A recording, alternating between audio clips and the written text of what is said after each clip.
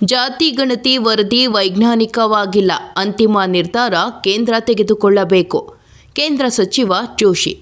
ಜಾತಿ ಗಣತಿ ಬಗ್ಗೆ ಕಾಂಗ್ರೆಸ್ ನಾಯಕರಲ್ಲಿಯೇ ಗೊಂದಲವಿದೆ. ಡಿಸಿಎಂ ಒಂದು ರೀತಿ ಹೇಳಿಕೆ ನೀಡುತ್ತಾರೆ, ಉಳಿದ ಸಚಿವರು ಮತ್ತೊಂದು ಹೇಳಿಕೆ ನೀಡುತ್ತಿದ್ದಾರೆ. ಜಾತಿ ಗಣತಿ ವರದಿ ವೈಜ್ಞಾನಿಕವಾಗಿಲ್ಲ, ಮೊದಲು ವರದಿಯನ್ನು ವೈಜ್ಞಾನಿಕವಾಗಿ ಅಧ್ಯಯನ ಮಾಡಲಿ.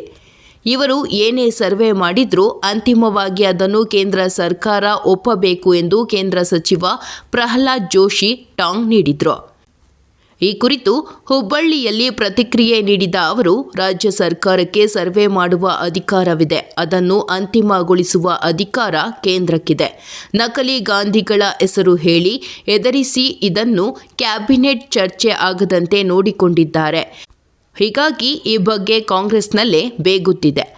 ಜಾತಿ ಗಣತಿಯನ್ನು ಕಾಂಗ್ರೆಸ್ ರಾಜಕೀಯಕ್ಕಾಗಿ ಉಪಯೋಗ ಮಾಡುತ್ತಿದೆ. ಇದನ್ನು ಯಾವ ಸಮಾಜ ಕಲ್ಯಾಣಕ್ಕಾಗಿ ಉಪಯೋಗ ಮಾಡುವ ವಿಚಾರ ಮಾಡುತ್ತಿಲ್ಲ.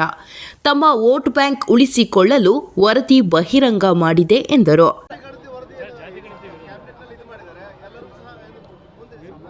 ನೋಡಿ, ಇದರಲ್ಲಿಯೂ ಸಹಿತ ಅವರೇ ಹೇಳಿದ್ದಾರೆ. ಇವತ್ತು ಶ್ರೀಮಾನ್ ಡಿ ಕೆ ಶಿವಕುಮಾರ್ ಅವರ ಸ್ಟೇಟ್ಮೆಂಟೇ ಬಂದಿದೆ.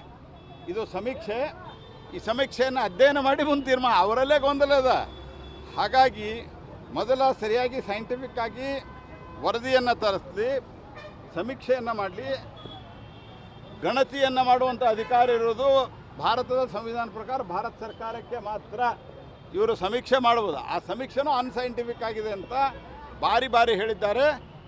ನಕಲಿ ಗಾಂಧಿಗಳ ಹೆಸರು ಹೇಳಿ ಅವರು ಹೆದರಿಸಿ ಮೊನ್ನೆ ಕ್ಯಾಬಿನೆಟ್ಟಲ್ಲಿ ಇದು ಚರ್ಚೆ ಆಗಲಾರದನ್ನು ಮಾಡಿದ್ದಾರೆ. ಅದರ ಸಾಕಷ್ಟು ಒಳಗುದಿಗಿದೆ. ಮೊದಲು ಕಾಂಗ್ರೆಸ್ ಪಾರ್ಟಿ ತನ್ನ ನಿಲುವು ಸ್ಪಷ್ಟಪಡಿಸಲಿ.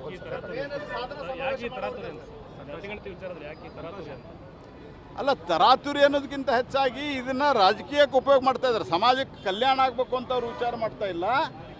ಇದನ್ನು ಜಾತಿಯ ಸಮೀಕ್ಷೆಯನ್ನು ರಾಜಕಾರಣಕ್ಕೆ ಉಪಯೋಗ ಮಾಡಿ ನಮಗೆ ಇದರಿಂದ ವೋಟ್ ಬ್ಯಾಂಕ್ ಜಾಸ್ತಿ ಹೆಂಗೆ ಮಾಡಬೇಕು ಅನ್ನೋದು ವಿಚಾರ ಮಾಡ್ತಾ ಇದ್ದಾರೆ. ಅದಕ್ಕಾಗಿ ಸಮಸ್ಯೆ ಆಗಿದೆ.